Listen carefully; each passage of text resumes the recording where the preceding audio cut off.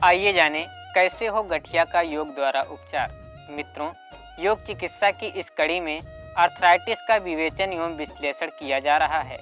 जोड़ों के इस रोग को सामान्य भाषा में गठिया भी कहा जाता है। जोड़ों में मुख्यतः श्लेष्मक जोड़ों, साइनोवियल जॉइंट में सूजन, दर्द आदि का उभरना ही आर्थराइटिस है।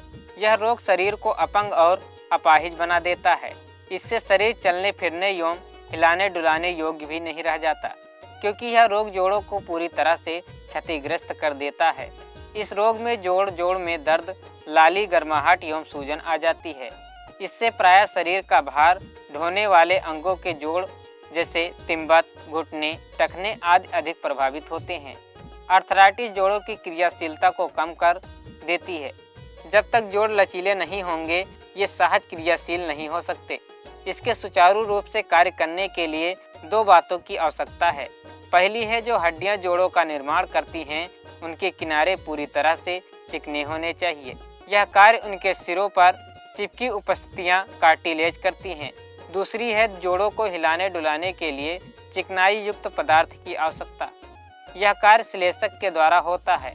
इस प्रकार इन दोनों में से किसी एक में भी गड़बड़ी आने से रोग के लक्षण दिखाई देने लगते हैं। जोड़ ठीक तरह से कार्य करें, इसके लिए जरूरी है कि वे ठीक तरह से अस्थिबंधों से बंधे रहें। इन जोड़ों को चिकनाई प्रदान करने के लिए इनकी आंतरिक सतह पर श्लेष्मक झिल्ली लगाकर श्लेष्मक तेल बनाती एवं सोखती रहती हैं। यह तेल रक्त से बनता है और शिराओं एवं लसिकाओं लिम्फेटिक द्वारा सोख लिया जाता है।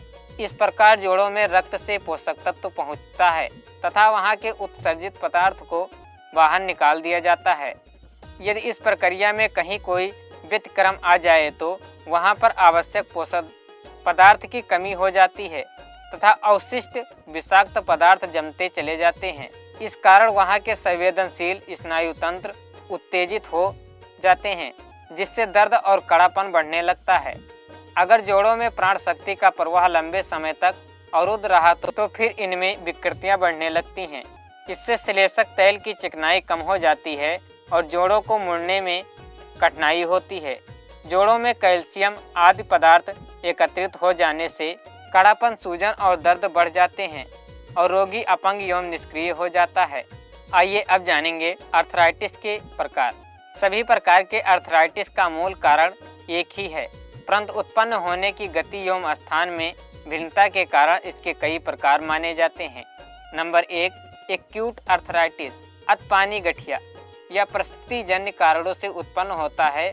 सर्दी, खांसी, लू, बुखार, पेचिश आदि रोगों में जोड़ों में दर्द उठता है, परंतु इन रोगों के ठीक होते ही यह गठिया समाप्त हो जाता है। Number 2, osteoarthritis. यह अधिकतर उन लोगों में होता है जो मोटे होते हैं, गरिष्ठ भोजन करते हैं तथा कम मेहनत करते हैं। यह रोग प्रौढ़ अवस्था या वृद्धावस्था में होता है। यह विशेषकर उन्हीं जोड़ों में उभरता है जहां पर चोट लगी हुई होती है या फिर जन्मजात विकृति होती है। शरीर का अनावश्यक भार जोड़ों पर पड़ने पर भी इसके लक्षण दिखाई देते हैं। शरीर में कैल्शियम की अधिकता से भी यह रोग पनपता है। नंबर 3, रूमेटाइड आर्थराइटिस, वात जनित गठिया। यह रोग जोड़ों को अधिक नुकसान पहुंचाता है। अधिकतर यह बीमारी युवकों एवं मध्य आयु के लोगों में देखी गई है।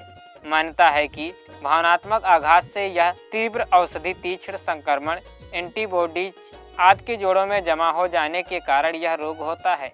Number 4, gout. भोजन की गड़बड़ी से यह बीमारी होती है। यह अधिकतर उन लोगों में होती है जो भोजन में प्रोटीन, विशेषकर मांस की मात्रा अधिक लेते हैं। प्रोटीन के पाचन के पश्चात यूरिक एसिड पैदा होता है जो मूत्र के साथ बाहर निकल जाता है, परंतु गठिया के रोगियों में यह शरीर में ही जमा होने लगता है। आइए अब जानेंगे आर्थराइटिस होने के कारण। चिकित्सकों के अनुसार मानसिक एवं भावनात्मक तनाव, रहन सहन एवं खान पान में असंयम से यह रोग पनपता है। नंबर 1, भोजन।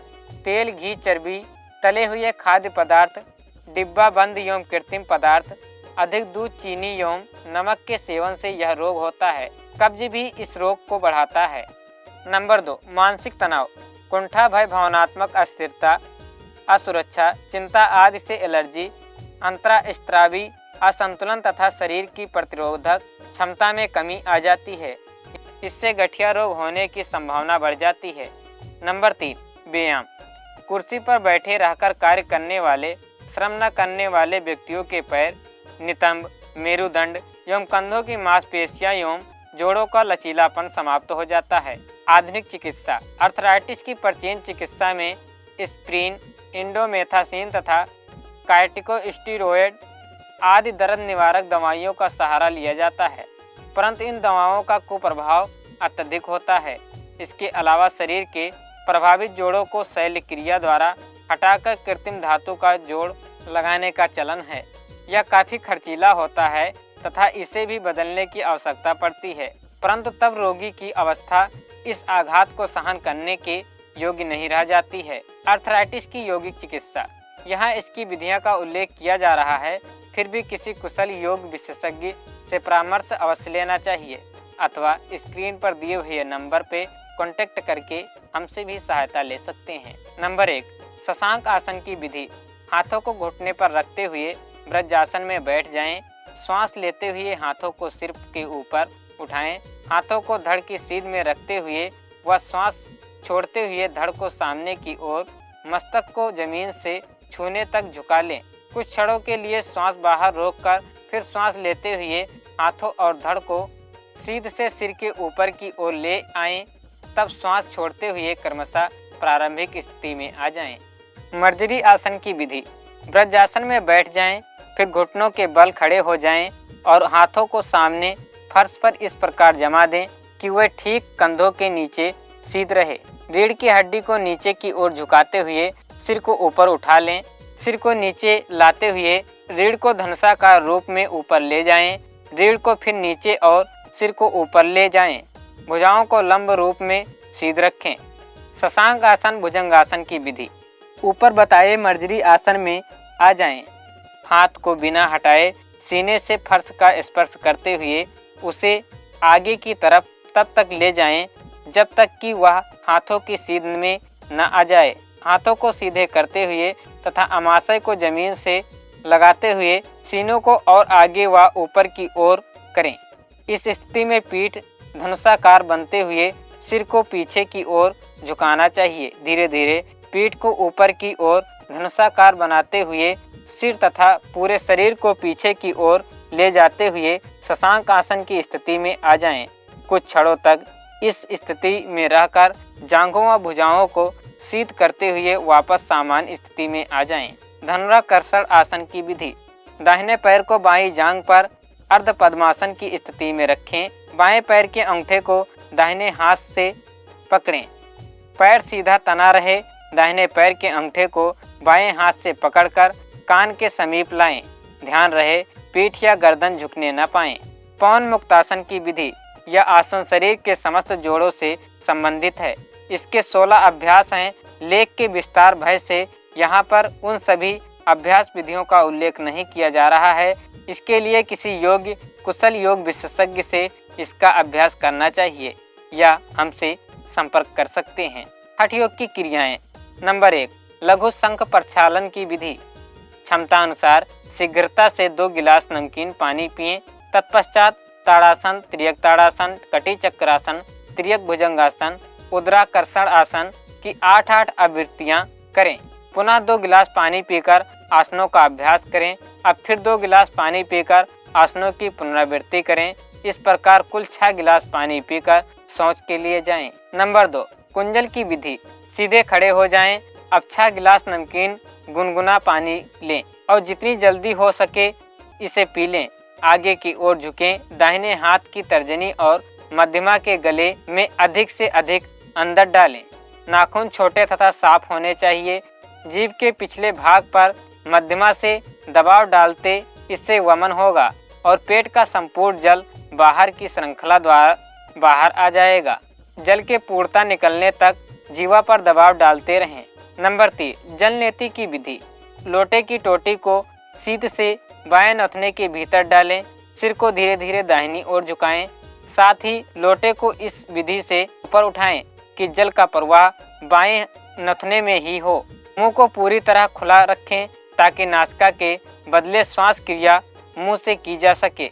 जल का प्रवाह बाएं नासिका छिद्र से भीतर जाकर दाहिने नथने से बाहर आ जाएगा। यह क्रिया स्वाभाविक रूप से होगी। लगभग 20 सेकंड तक जल का स्वतंत्र प्रवाह होने दें। अब लोटा हटा दें। भस्त्रिका प्राणायाम की भांति तीव्र श्वास द्वारा नासिका को स्वच्छ करें। श्वास छोड़ने की गति अत्यधिक तीव्र न हो, इस प्रकार दाहिने नथने से क्रिया को दोहराएं। पुनः क्रमशः बाएं एवं दाहिने नथने से नेति क्रिया करें। अंतिम बार फिर बाएं तथा दाहिने नथने से क्रिया को दोहराएं। अब जानेंगे प्राणायाम। नंबर 1, नाड़ी शोधन प्राणायाम की विधि। पिछले वीडियो में इसकी विधि बताई जा चुकी है। नंबर 2, भस्त्रिका प्राणायाम। ध्यान के किसी सुखप्रद आसन में बैठें। सिर एवं मेरुदंड सीधा रखें। नेत्र बंद रखें। शरीर शिथिल करें। प्रथम अवस्था में बाएं हाथ को बाएं घुटने पर रखें। दाहिने हाथ को मस्तिष्क पर भ्रू मध्य के पास रखें। इसकी प्रथम एवं द्वितीय उंगली को कपाल पर रखें। अंगूठा दाहिने नथने के बाजू में रहे। तृतीय उंगली को बाएं नथने के बाजू में रखें। अंगूठे से दाहिने नथने के बाजू में दबाव डालते हुए उसे बंद कर लें। बाएं नथने से शीघ्रता पूर्वक 20 बार श्वास करें। तत्पश्चात एक लंबा पूरक करें। दोनों नथनों को अंगूठे एवं तृतीय उंगली से बंद रखें। जालंधर एवं मूल बंध का अभ्यास करें। क्षमता अनुसार श्वास रोकें, फिर बंधों को शिथिल कर रेचक करें। इसकी 3 आवृत्ति करें। तृतीय अवस्था में दोनों नासिका छिद्रों से एक साथ 20 बार श्वास करें। दीर्घ पूरक करें, श्वास रोकें तथा जालंधर बंध एवं मूल बंध का अभ्यास करें। आरामदायक अवधि के उपरांत कंधों को शिथिल करें और रेचक करें। इसकी 3 आवृत्ति करें। ध्यान के अभ्यास से तनाव दूर होते हैं तथा इस रोग के निराकरण में लाभ मिलता है। आहार: चावल, बाजरा, जौ, गेहूँ, चपाती, मूली, उबली हुई पकाई हुई हरी सब्जियां, प्याज नहीं। सभी प्रकार के फल, केले को छोड़कर गिरीदार फल, सूखे मेवे, शहद आदि के सेवन से शरीर से विषाक्तता प्रवाह खत्म होते हैं तथा रोग ठीक होते हैं। वर्जित पदार्थ क्या नहीं खाना चाहिए? घी, मक्खन, पनीर, मैदा से बनी चीज़ें, चीकू, केला, पका पपीता, परवल, कद्दू, टिंडा, टमाटर, प्याज, मूली, अदरक, गाजर, खट्टा फल, उड़द दाल, चना दाल, मसूर दाल, राजमा, बैगन, गोभी आदि सभी वायु कारक खाद्य पदार्थ वर्जित हैं। इस योग चिकित्सा की प्रक्रिया को उचित रीति नीति से अपनाया जाए। समुचित सावधानियां के साथ की गई यौगिक चिकित्सा से इस रोग में पर्याप्त स्वास्थ्य लाभ प्राप्त कर सकते हैं। अगली कड़ी में शिल्प डिस्क एवं साइटिका की योग चिकित्सा के बारे में बताया जाएगा। आखंड ज्योति, अप्रैल सन 2007। युग साहित्य, योगी दधीच। ओम शांति शांति शांति।